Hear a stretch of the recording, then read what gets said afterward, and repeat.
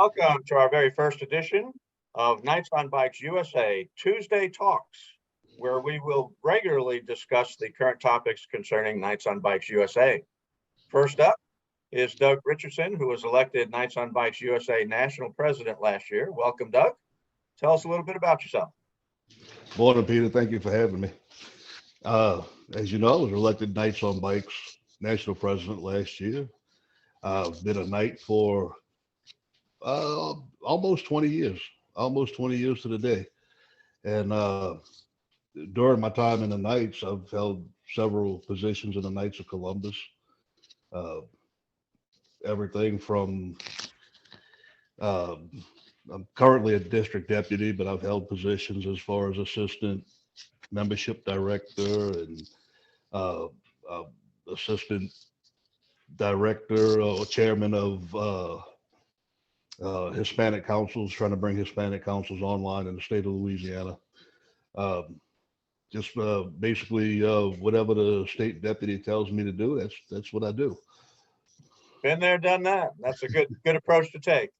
So tell us what's your vision for Knights on Bikes moving forward into the future? Moving forward, I would love to see Knights on Bikes actually become a recruitment and retention program for the Knights of Columbus. Um, I've said it before many times, and I'll continue to say it. Our biggest uh, uh, asset that we have is our membership. We have some of the most talented members I've ever seen, and that goes for the Knights of Columbus as well as Knights on Bikes. So we have some of the smartest people that you will ever speak to, and if we would actually use them to their capacity and get them involved, and I, we don't want to stifle the creativity. We want to expound on it. We want to build on it. We want them to be active in this and play an active role in the direction, whatever direction we plan on going in the future. So how do you think we can get there? Well, the model's already been given to us. I mean, we have the model. It's Knights of Columbus. We have anytime we do anything in the council or even in the assembly, what do? We get a committee. We form a committee. We form a committee chairman, and let's go with that. Well, why are we any different? If we're gonna represent the emblem of the order, then we need to follow that guideline. Okay, so recently there was a survey that was conducted and subsequently a very secure online vote was taken. There was overwhelming support for dissolving the current bylaws and SOPs and replace it with the preamble and guidelines. When will all of this take place? When do you think it should take place? I believe the guidelines should be the guidelines that were authored recently. I believe we should start following them now. The membership has clearly stated their opinion. They again clearly stated their position on where they stand. Currently, we have lots of elected officers, starting at the diocese level and the state level and then national level and even the international level. How do you see all of this should work, and who can qualify to run for all of these levels? Well, again, the every state's different. There's different dynamics in every state, and there's different cultural factors as well as geographical factors, climate. All that plays a part in it. No two states are equal. So what might work in Georgia might not necessarily work in Illinois. What works in California might not necessarily work in Florida. So we have state presidents that are in charge of each state. How about we let them decide what they need in their state and let them go with that? I mean, it doesn't make it really doesn't make sense to have all these mandatory positions when you don't have anybody to fill them, or it's just not needed. Uh, So you're saying that the responsibility to run the state should be at the state level. So where do you see, what are the roles for, like, yourself as national president, myself as USA national VP? Where do you see those roles, and what should they be doing then?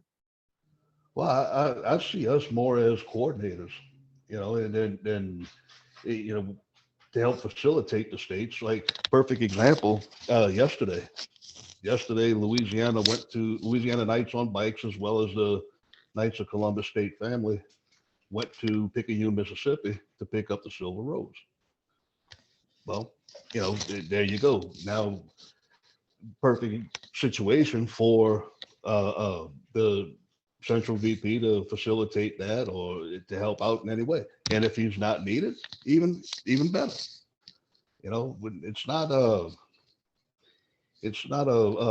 We're servant leaders. We're here to serve and facilitate and help coordinate. If problems come up, we'll discuss it. Okay, good. So the one of the things that I see as Knights on Bikes, especially at the national VP level, is to also help coordinate or look at those states as a recruitment advisor for those states that have little or no membership. I think that's where we can help in that regard as well. Now you mentioned only the USA, and I have too, the Knights on Bikes USA. Do you see any relationship with our founders and or international Knights on Bikes other than a resource for advice? The founders of Knights on Bikes, they're always going to be loved. They're always going to be respected. I have nothing but mad love and respect for them, as well as international. I mean, we are Knights on Bikes. There's no, again, exactly what you said. It's a resource. What it is the perhaps currently the guidelines really stress the chain of command and authority, whereas the new guidelines suggest that it is more of an advisory capacity, and maybe a better way of doing this, and leaving the responsibility to the state presidents on how to run their state. The chain of command and that kind of methodology perhaps is better off in the military or motorcycle clubs, but not necessarily the Knights on Bike structure. Your comments? Well, you hit on something. The state president should be running his state, but there's one other person that should be involved in those decisions, and that would be his state deputy. Because without the state deputy, we're not operating. Without the state deputy's blessing, we're not operating in that state. Plain and simple. State deputy can put us down at any time. So the state presidents really should be reporting to the state deputy, not necessarily a chain of command going all the way up to an international Knights on Bikes representatives and officers. Is it? That's correct. I mean, if state deputy calls and says, "Hey, we'd like y'all to do this," okay.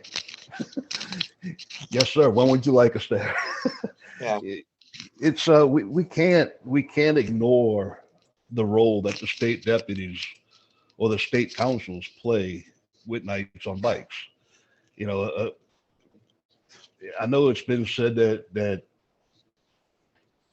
we don't need necessarily the input of the state deputies, and I think that's foolish.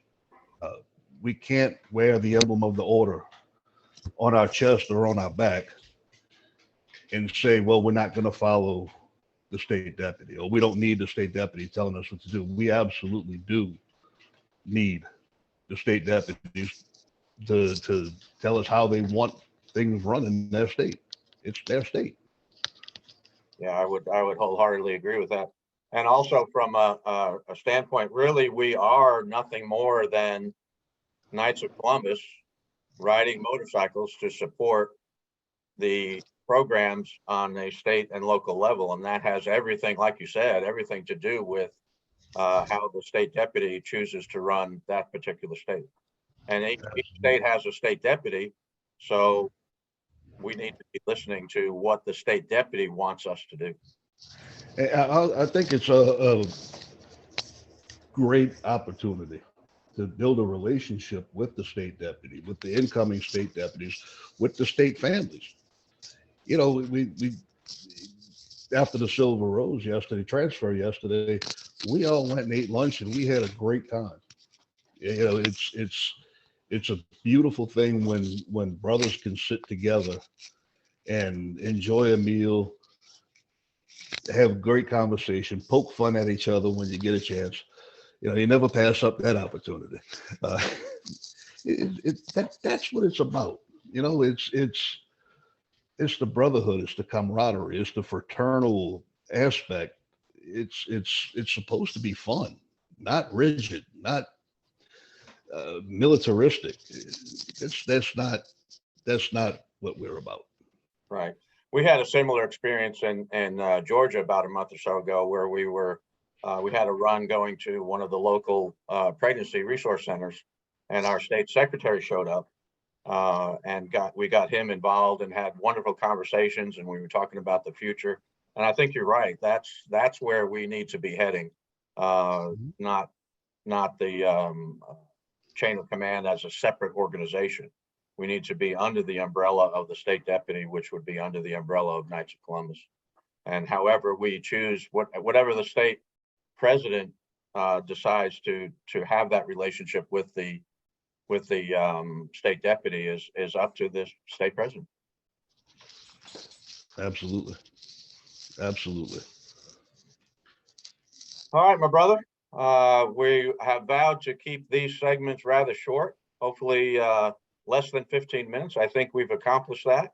And we're going to have some other interviews with different notable people from Knights on Bikes, and we hope to get you back soon, and perhaps under a different topic, and continue these series. So I'd like to close by a simple statement that we have used over and over again in Knights on Bikes, and that is Viva Cristo Rey. Viva Cristo Rey. All right, thank you, brother Doug. Thank you, Peter.